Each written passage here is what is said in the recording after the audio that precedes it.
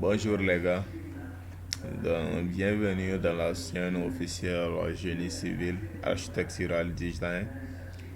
Donc aujourd'hui, nous allons entamer une leçon qui est basée sur les escaliers, comme vous le voyez. Donc les escaliers. Là, dans Génie civil, l'escalier est la partie la plus importante dans un ouvrage. Un escalier, un escalier qui permet de passer d'un niveau à un autre niveau. Donc, c'est une partie qui est tellement importante dans une construction, dans un bâtiment, quel que soit le type d'ouvrage, les bâtiments administratifs ou bien bâtiment individuel ou bâtiment commercial. Donc, l'escalier est vraiment essentiel. Donc, dans l'escalier, il faut, dans le génie civil, donc, il faut comprendre, il faut qu'on sache qu'il y a beaucoup de types d'escaliers dont nous allons parler sur ce cours-là. Et nous allons essayer de vous expliquer l'objectif principal des escaliers, les différents calculs des escaliers, vous voyez, et les types d'escaliers. Donc, nous allons essayer de vous expliquer ça dans cette cours.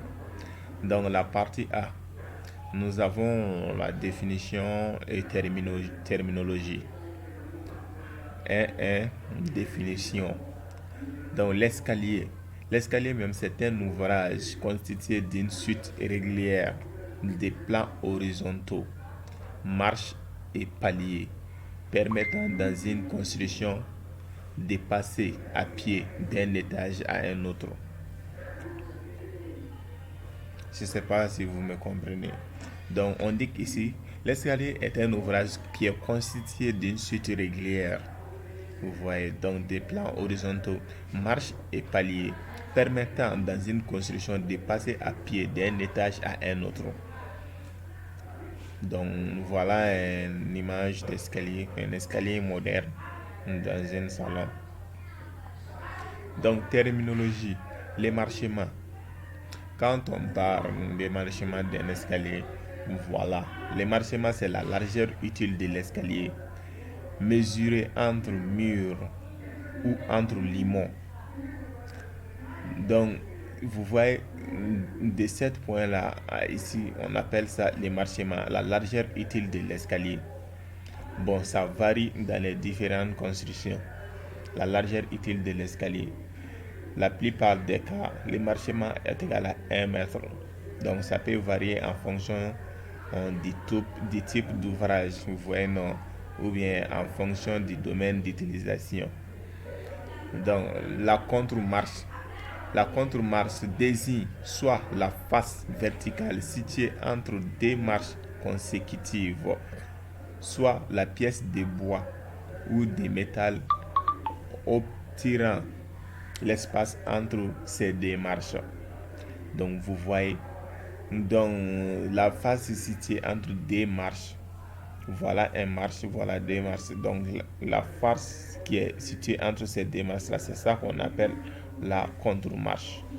Vous voyez, non? Donc c'est fait soit en bois ou en métal ou en béton même, et pas en béton elle-même. Donc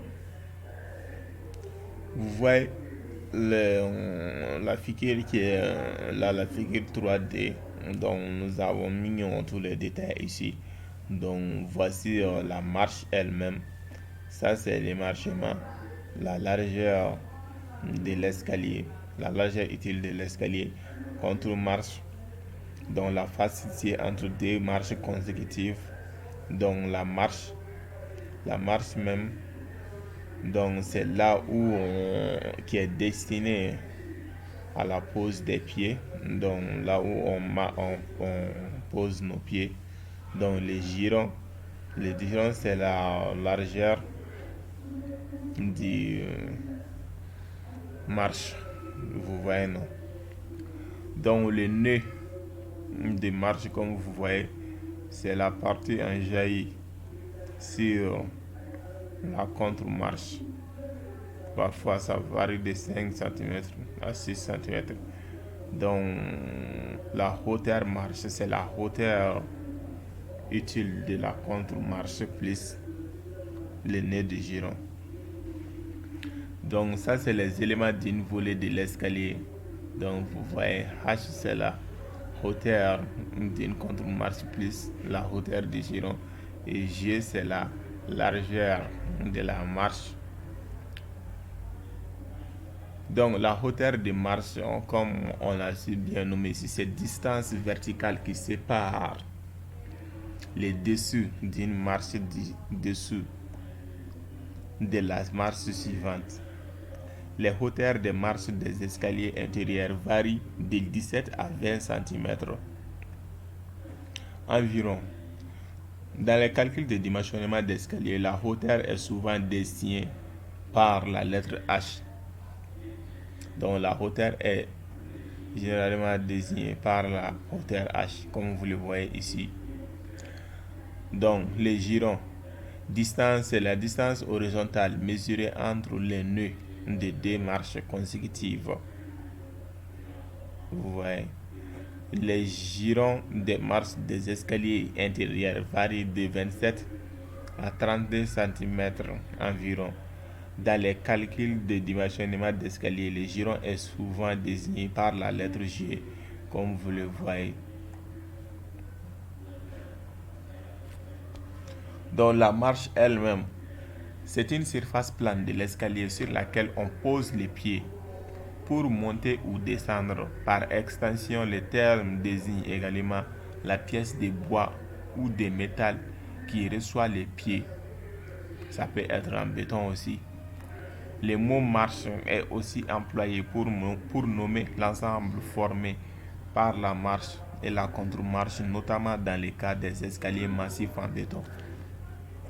On distingue deux principaux types de marches. La marche droite de forme rectangulaire, la marche balancée de forme trapézoïdale, ce qu'on rencontre souvent dans les escaliers balancés. Dans les escaliers balancés, ce type de marche permet le changement de direction. Vous voyez, ce sont des marches trapézoïdales qui sont ici. Vous voyez, non, de forme balancée. Donc ça, c'est les marches droites, forme rectangulaire. Vous voyez, non. Donc ensemble, quand on sort de ça, nous allons dans les volets. Donc les volets, vous voyez comme c'est dessiné. Les volets, c'est l'ensemble des marches d'un escalier compris entre deux paliers consécutifs. Donc l'ensemble des marches qui sont là, on appelle ça un volet, et l'ensemble des marches qui est là, c'est un volet aussi. Donc cet escalier là a deux volets et un palier de repos. Donc comme vous le voyez dans l'image, donc c'est cette partie là qu'on appelle palier de repos avec cette partie là. Donc au-dessus du volet, nous avons la paillasse. Donc en haut même, c'est le volet d'escalier. Volet d'escalier, portion d'escalier comprise entre deux paliers successifs. C'est l'ensemble constitué par les marches, contre-marches et la paillasse. Vous voyez, non? Donc les paillasses même, c'est dalles inclinées supportant les marches et les contre-marches. Ça, c'est la paillasse. Donc la ligne de foulée qui montre la direction montant vers haut d'une personne, c'est-à-dire c'est une direction fictive qui est normalement mise dans les plans. Donc ligne de foulée, c'est ligne fictive figurant la trajectoire théorique suivie par une personne empruntant l'escalier. Donc les jours d'escalier aux lunettes, c'est l'espace qui te trouve entre deux volets. On se sert à regarder en bas avec ces jours-là, dont le nom, les jours d'escalier aux lunettes. Espace central autour duquel l'escalier se développe. Les chiffrés ou murs des chiffres. Donc désigne les murs sur lesquels prennent l'appui des marches d'un escalier. On appelle souvent improprement murs de chiffres. Les murs qui délimitent la cage d'escalier, même lorsque ceux-ci ne supportent pas l'escalier. Donc vous voyez, ce sont des murs qui délimitent la cage d'escalier, même si ceux-ci ne supportent pas l'escalier. Donc on les appelle les murs de chiffres.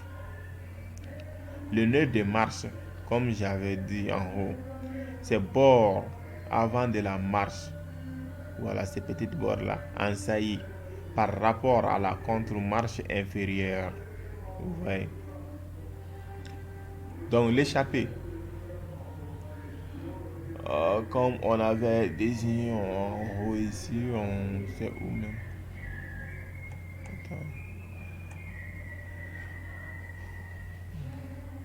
L'échappée, c'est là.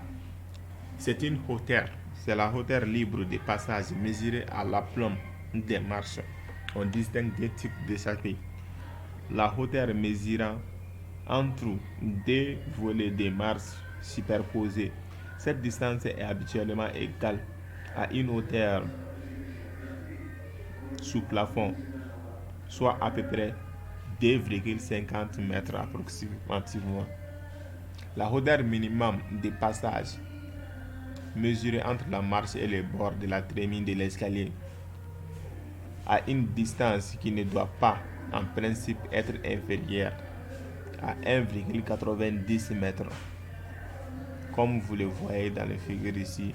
Donc l'échappée, c'est la ligne, la hauteur libre de passage mesurée à l'aplomb des marches. Vous voyez, non? Donc ça, c'est la ligne de foulée. Ça, c'est le reclément dans hauteur. Dans les recléments,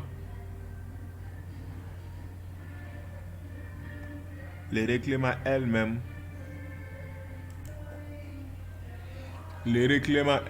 de l'escalier, c'est la longueur de l'escalier projetée au sol. Vous voyez, non, la longueur de l'escalier qui est projetée au sol horizontalement. Les recléments définissent l'accomplement de l'escalier. La trémie,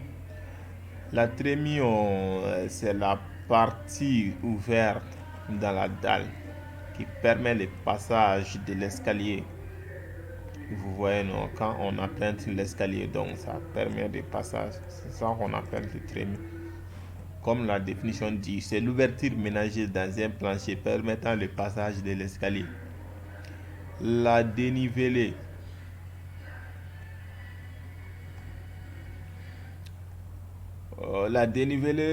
c'est la hauteur totale. La hauteur totale par un escalier. Dans le cas d'un escalier intérieur, elle est égale à la hauteur libre sous plafond augmentée de l'épaisseur du plancher d'arrivée. Donc la dénivelée est aussi appelée hauteur à monter ou hauteur d'escalier. Vous voyez, non, comme c'est ça correspond à la hauteur de toutes les contre-marches plus la hauteur du giron. Donc, dont nous avons parlé ici, c'est la hauteur totale franchie par un escalier. Donc, c'est la dénivelée est aussi appelée hauteur à monter ou hauteur d'escalier. Vous voyez, non? Donc, les paliers, comme j'avais dit, donc les paliers, c'est soit en forme béton ou en bois ou en métal situé en extrémité d'une volée.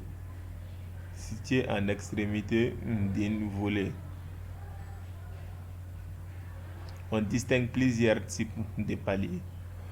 Donc nous avons le palier d'arrivée qui est ici, le palier intermédiaire dont on ne voit pas dans cette figure là, mais voilà le palier intermédiaire qui est ici. Donc on va voir si on a quelques images en bas. Donc nous avons les paliers d'arrivée ou encore appelé palier d'étage, appelé aussi parfois palier de communication, palier situé dans le prolongement d'un plancher d'étage. Les paliers d'intermédiaire ou palier de repos, c'est palier inséré entre deux volets est situé entre deux étages. En principe, un palier intermédiaire ne dessert aucun local. Ce type de palier est rendu nécessaire quand le nombre de marches est trop important pour une seule volée, ou lorsque la seconde volée n'est pas placée dans le prolongement de la première. Dans ces cas, il est parfois appelé palier d'angle ou palier de virage. Donc la cage d'escalier, comme vous le voyez, la cage d'escalier, c'est la partie occupée par l'escalier. C'est l'espace limité par des planchers, des murs ou des cloisons à l'intérieur duquel est placé l'escalier. Comme le nom même dit, la cage d'escalier. Vous voulez évaluer. Donc, après ça, nous allons atteindre la partie AD. Les différentes formes géométriques d'escalier. En première position, nous avons l'escalier droit. L'escalier constitué d'une seule volée et dont toutes les marches sont de forme rectangulaire. Vous voyez. Donc ça c'est le type d'escalier droit. Donc ADD, nous avons l'escalier à volée droite avec palier intermédiaire. Donc ici nous allons rencontrer les paliers intermédiaires. L'escalier comportant plusieurs volées droites de directions différentes, séparées par un ou plusieurs paliers intermédiaires. Vous voyez. Donc nous avons un palier intermédiaire ici, et palier d'arrivée. Donc ici nous avons un palier intermédiaire aussi, palier d'arrivée. Ici nous avons des paliers intermédiaires. Ça c'est l'escalier à 3 volets, escalier à 2 volets, Vous voyez, non? Donc AD3, l'escalier balancé. L'escalier balancé sans palier intermédiaire dont les changements de direction sont assurés par des marches balancées. On distingue des principaux types d'escaliers balancés. L'escalier à un quartier tournant ou à quart tournant. L'escalier à deux quartiers tournants ou à deux quarts tournants. L'escalier à un quartier tournant ou à quart tournant, le changement de direction est de 90 degrés. Donc le changement de direction est de 90 degrés quand on divise un rectangle en deux parties égales inclinément. Donc le quart tournant peut se situer en bas, au milieu ou en haut de l'escalier. Comme vous le voyez, il peut se situer en bas, au milieu ou en haut de l'escalier.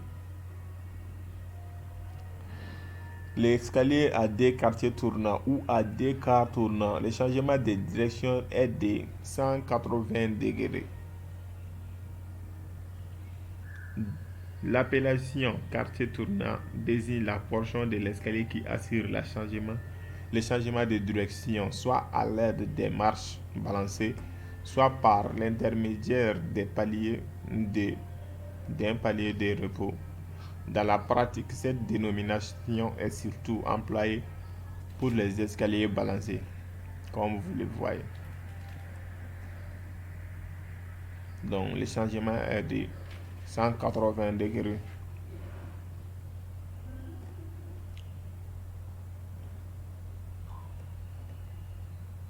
AD4, l'escalier hélicoïdal. Donc appelé aussi escalier à vis en spirale ou en collimation. Escalier en tournant dont les marches se développent autour d'un noyau cylindrique central. Donc vous voyez, ça c'est un escalier hélicoïdal. Voilà le noyau central. Il se développe autour d'un noyau central et d'un palier d'arrivée. Voilà.